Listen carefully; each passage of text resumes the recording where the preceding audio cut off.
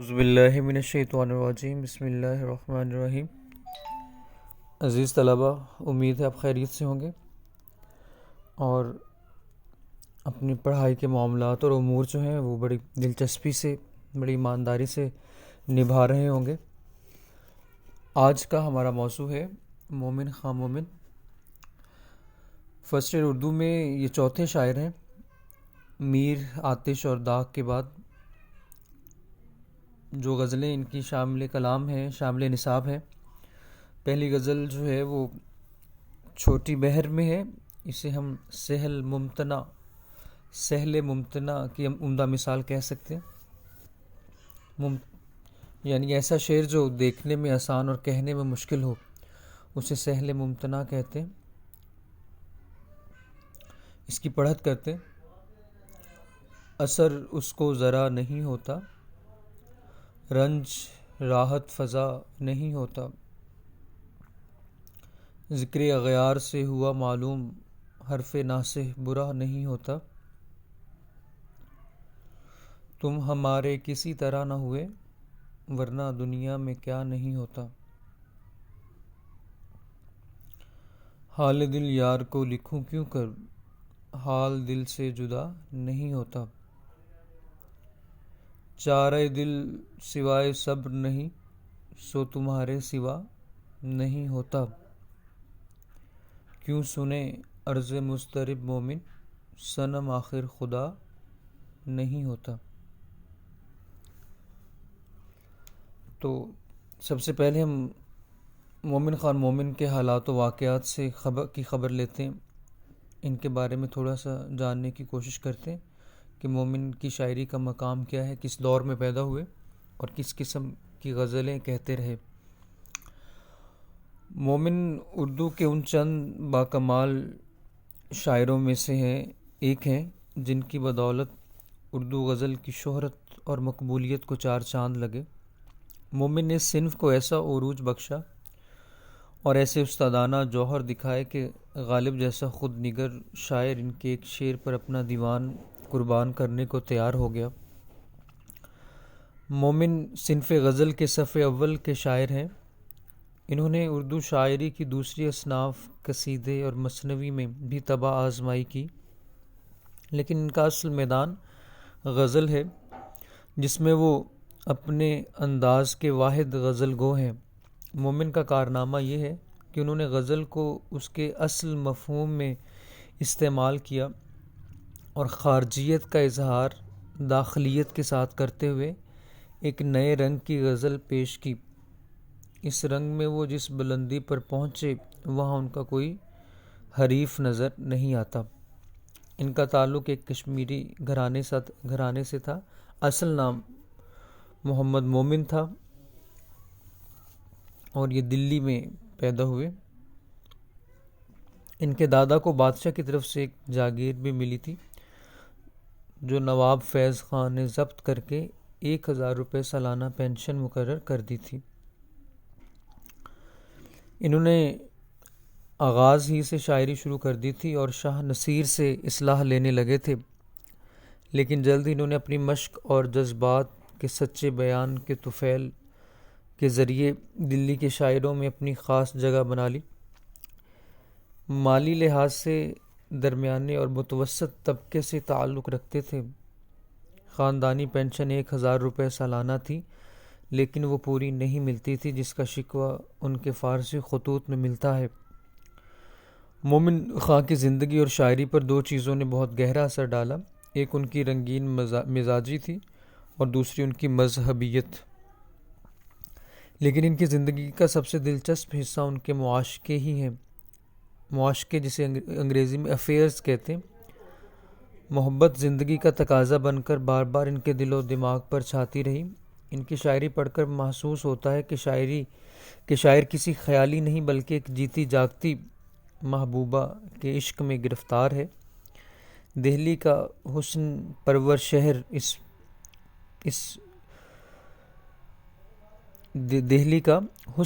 شہر اس پر مومن کی رنگین مزاجی، خود خوبصورت اور خوش لباس۔ نتیجہ یہ تھا انہوں نے بہت سے شکار پکڑے اور خود کم شکار ہوئے۔ مطلب بہت سے محبوباؤں کو اسیر دام کیا، اپنی محبت میں کا مائل کیا، محبت کا گرفتار بنایا، لیکن دوسروں کی طرف خود کسی پہ کم مر مٹے، بلکہ لوگ ان پہ زیادہ مر مٹتے تھے۔ ان کے کلیات میں 6 مثنویاں ملتی ہیں، اور ہر مثنوی کسی معاشقہ کا بیان ہے۔ نہ جانے اور کتنے معاشقے ہوں گے جن کو مثنوی کی شکل دینے کا موقع نہ ملا۔ ان کی ایک محبوبہ کا نام تھا امت الفاطمہ، جن کا تخلص صاحب جی تھا۔ موصوفہ پورب کی پیشہ ور طوائف تھیں جو علاج کے لیے دلی آئی تھیں۔ مومن حکیم تھے، لیکن ان کی نبض دیکھتے ہی خود ان کے بیمار ہو گئے۔ تو ان کا بہت سا کلام بھی ہے، میں آپ کو نمونے کا کلام بھی ان کا سناؤں گا، لیکن اس سے پہلے چند اور باتیں بھی کر لی جائیں۔ دبستان لکھنؤ کے شعراء کے برعکس مومن نے جنس نگاری کو فحش اور ابتذال سے بچا کر صحت مند حدود میں رہنے دیا۔ ان کی جو شاعری ہے وہ مفروضات یا سپوز پر مبنی نہیں، بلکہ ذاتی تجربات زیادہ ہیں، اس لیے شاعری میں عاشق کا تصور ابھرتا ہے، وہ میر کی خود سپردگی اور خاکساری، لکھنوی شعراء کی ہوسناکی اور کجروی یعنی ٹیڑھا پن اور رندی، اور غالب کی نرگسیت اور خود پسندی سے قطعی مختلف ہے۔ مومن کا عاشق واضح طور پر ہرجائی ہے۔ نرگسیت سے مراد ہے کہ غالب کے اپنے آپ کو اہمیت دینا، انا پرستی کو بھی کہہ سکتے ہیں۔ ان کا یہ شعر عاشق کے تمام فلسفہ حیات کا نچوڑ ہے۔ میں بھی کچھ خوش نہیں وفا کر کے، میں بھی کچھ خوش نہیں وفا کر کے، تم نے اچھا کیا نباہ نہ کی، تم نے اچھا کیا نباہ نہ کی۔ یہی وہ انداز ہے جس نے داغ دہلوی کے پاس جا کر رنڈی بازی کی صورت اختیار کر لی۔ تو اشعار کی تعداد کے لحاظ سے ہی نہیں بلکہ شدت اور وارفتگی میں بھی غالب کے ہاں بعض اوقات جنس کو مزاح وغیرہ سے کیموفلاج کرنے کا رجحان ملتا ہے، لیکن مومن کا انداز کسی حد حقیقت نگار کا ہے، البتہ رشک میں دونوں کا حال یکساں ہے۔ اسی لیے غالب نے ان سے کہا تھا کہ آپ کے ایک شعر پہ میں اپنا پورا دیوان دینے کو تیار ہوں۔ مومن عقیدتاً کٹر مسلمان تھے، اور 1818 میں انہوں نے سید احمد بریلوی کے ہاتھ پر بیعت بھی کی، لیکن ان کی جہاد کی تحریک میں خود شریک نہیں ہوئے، البتہ جہاد کی حمایت میں ان کے کچھ شعر ملتے ہیں۔ مومن نے 2 شادیاں کی، پہلی بیوی سے ان کی نہیں بنی، پھر دوسری شادی خواجہ میر درد کے خاندان میں خواجہ محمد نصیر کی بیٹی سے ہوئی۔ موت سے کچھ عرصہ پہلے وہ عشق بازی سے کنارہ کش ہو گئے تھے۔ 1851 میں وہ کوٹھے سے گر کر بری طرح زخمی ہو گئے اور 5 ماہ بعد ان کا انتقال ہو گیا۔ مومن کے شاعرانہ مرتبے کے متعلق اکثر نقاد متفق ہیں کہ انہیں قصیدہ، مثنوی اور غزل پر یکساں قدرت حاصل تھی۔ تو ان کے نمونے کا کلام دیکھ لیتے۔ ہاں، تھوڑا سا یہ کہ حافظہ ان کا بہت اچھا تھا، بچپن سے انہوں نے عربی و فارسی، طب، نجوم اور موسیقی میں بھی جلد کمال حاصل کر لیا تھا۔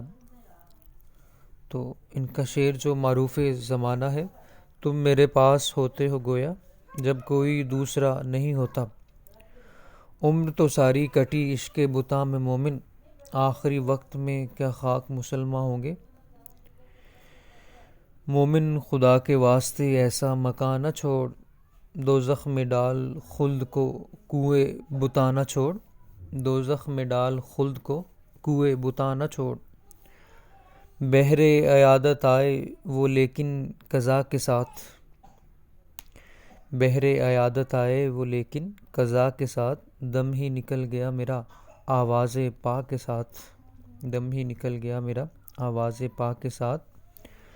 معشوق سے بھی ہم نے نبھائی برابری، وہاں لطف کم ہوا تو یہاں پیار کم ہوا، کل تم جو بزم غیر میں آنکھیں چرا گئے، کھوئے گئے ہم ایسے کہ اغیار پا گئے۔ تو کچھ حوالے کے شعر آپ کو میں انشاءاللہ ریٹن بھی بھیجوں گا، یہ تو ان کے نمونے کے اشعار تھے۔ غزل سے متعلقہ اشعار میں لکھ کر بھیجوں گا۔ ابھی ہم اس کی 2-4 شعر کی تشریح دیکھتے ہیں۔ اثر اس کو ذرا نہیں ہوتا، رنج راحت فضا نہیں ہوتا۔ راحت فضا آرام و سکون پہنچانے والا یا سکون کو بڑھانے والا، رنج کہتے ہیں تکلیف کو، دکھ کو۔ مفہوم محبوب کے دل پر میری فریاد کا اثر نہیں ہوتا، یہی وجہ ہے کہ میرا دکھ خوشی میں تبدیل نہیں ہو پا رہا۔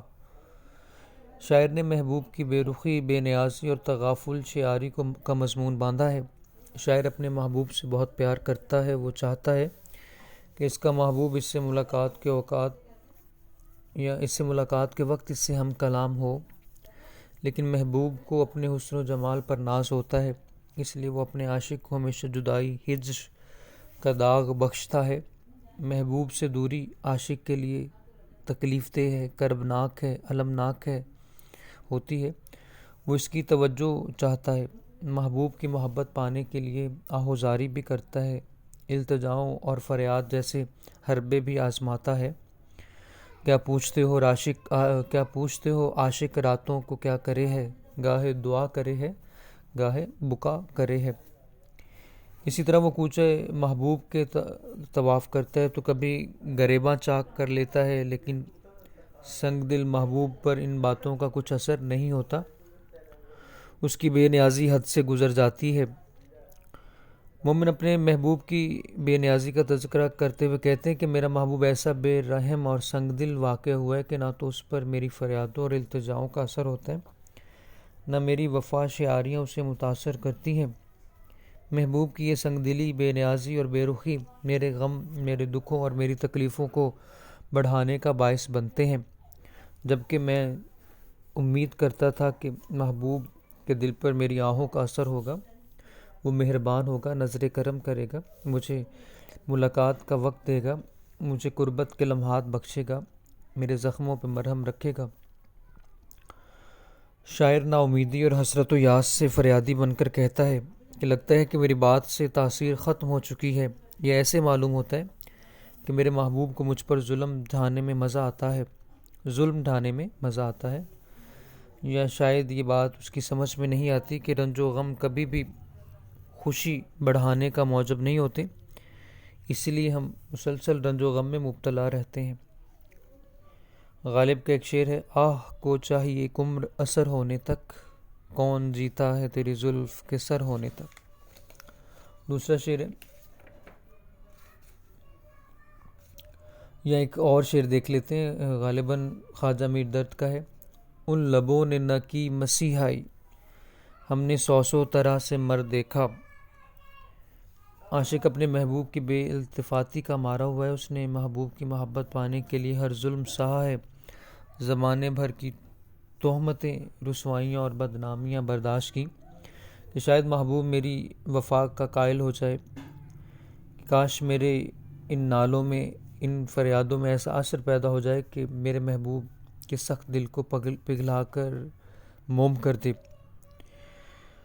وہ ایک شعر بھی تھا اسی طریقے سے کہ پتھر تو پانی ہو گئے مگر محبوب کا پتھر دل کبھی پگھلا نہیں، کبھی نرم نہیں ہوا۔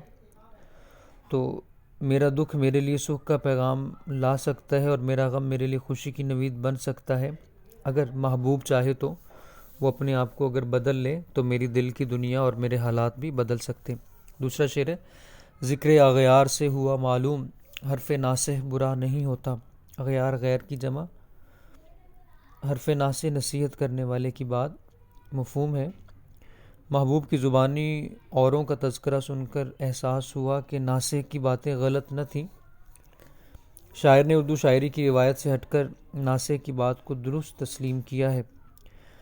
اردو شاعری میں ٹرائنگل ہے، اس میں اکثر رکیب اور محبوب اور شاعر ان تینوں کا ٹرائنگل رہتا ہے، مثلث، یا ناصح، محبوب اور شاعر۔ ناصح سمجھاتا رہتا ہے کہ عشق ایک پرخطر کام ہے، یہ رسوائی اور ذلت کا کام ہے، اس میں کچھ نہیں ملنے والا، پر محبوب جو عشق کا بیمار ہے اس پہ اس قسم کی باتوں کا اثر نہیں ہوتا بلکہ الٹا اثر ہوتا ہے۔ تو دوسری طرف رکیب جو ہے وہ ہمیشہ پلاننگ کرتا رہتا ہے کہ کیسے جوڑ توڑ کرتا ہے کہ محبوب اور محب میں، عاشق اور معشوق میں کیسے لڑائی کروائے، لگائی بجھائی کراتا رہتا ہے اور خود اس کا فائدہ اٹھاتا ہے۔ ہاں، شاعر کہتے ہیں کہ ناصح کو برا کہنے کی بجائے اچھا کہا اس نے۔ اس شعر میں مومن نے ناصح کو برا نہیں کہا بلکہ اچھا کہا۔ وہ کہتے ہیں کہ جب ناصح کو محبوب سے میری محبت کا علم ہوا تو اس نے اپنی عادت کے مطابق مختلف مثالوں، واقعات اور تجربات کے حوالے سے مجھے سمجھانے کی کوشش کی کہ محبت کی راہ بڑی پرخار ہے، کانٹوں سے پر ہے۔ محبت کی راہ پر چلنا اپنی تباہی اور بربادی کے سوا کچھ نہیں۔ محبوب لاپرواہ ہے، وہ ہمیشہ غیروں سے ملنا پسند کرتا ہے، وہ اپنے عاشقوں کو وصل کی راحت نہیں بخشتا۔ شاعر غالباً ناصح کی باتیں سنی انسنی کر دیتا ہے، بلکہ بعض اوقات تو دل میں یہ بھی خیال گزرا کہ ناصح در حقیقت حاسد ہے، وہ حسد کرتا ہے، یہ ہماری محبت سے جلتا ہے۔ شاعر کہتے ہیں کہ پھر یوں ہوا کہ محبوب نے ایک ملاقات کے دوران میں بڑے پیار اور دل سے رکیبوں کا تذکرہ چھیڑ دیا۔ عاشق اپنے محبوب کے منہ سے کبھی اپنے علاوہ کسی اور کا تذکرہ نہیں سن سکتا۔ تو شاعر جو ہے حسد کے مارے عاشق جل گیا کہ میرے محبوب پر کسی غیر کا ذکر جو ہے وہ ناقابل برداشت ہے، اس کی غیرت نے برداشت نہ کیا، اس لیے اس نے یہ بات تسلیم کر لی کہ ناصح درست کہتا ہے، اس کا مشورہ صحیح تھا کہ محبوب دھوکے باز ہے، یہ محبت کا جواب بے رخی سے دے گا۔ اب میں جب محبوب کی زبان سے غیر کا ذکر سنتا ہوں، اس کو غیر سے ہنستا مسکراتا دیکھتا ہوں تو تڑپ تڑپ جاتا ہوں۔ چنانچہ محبوب کی زبان سے رکیبوں کا ذکر سن کر ناصح کی باتیں یاد آئیں اور احساس ہوا کہ ناصح کی باتیں ہمیشہ بری نہیں ہوتی، کبھی کبھی وہ کام کی بات بھی کہہ جاتا ہے، اور اب مجھے افسوس ہو رہا ہے کہ اس نے مجھے جو نصیحت کی تھی وہ غلط نہ تھی۔ گویا شاعر اپنے محبوب کی غیروں سے دل لگی کو دیکھ کر ناصح کو یاد کر رہا ہے، اس کو اپنا وہ ایڈوائزر، اپنا وہ ویل وشر لگتا ہے کہ یہ صحیح کہتا ہے کہ محبوب جیسے لوگ حسن والے وفا کہاں کرتے ہیں، ان سے دل لگانا بے وقوفی اور نادانی اور عمر بھر کی بربادی ہے۔ شاعر کہتے ہیں غیروں سے کہا تم نے، غیروں سے سنا تم نے، کچھ ہم سے کہا ہوتا، کچھ ہم سے سنا ہوتا۔ تو اس شعر میں سلاست اور روانی پائی جاتی ہے، شعر عام فہم ہے، شاعر نے رمز عشق کی خوب عکاسی کی ہے، ذکر اغیار اور حرف ناصح خوب تراکیب ہیں۔ تو انشاءاللہ نیکسٹ ہی جو اشعار رہ گئے غزل کے، اس میں حوالے کے اشعار بھی آپ کو علیحدہ سے دیے جائیں گے اور اس کی تشریح بھی کی جائے گی۔ خدا حافظ۔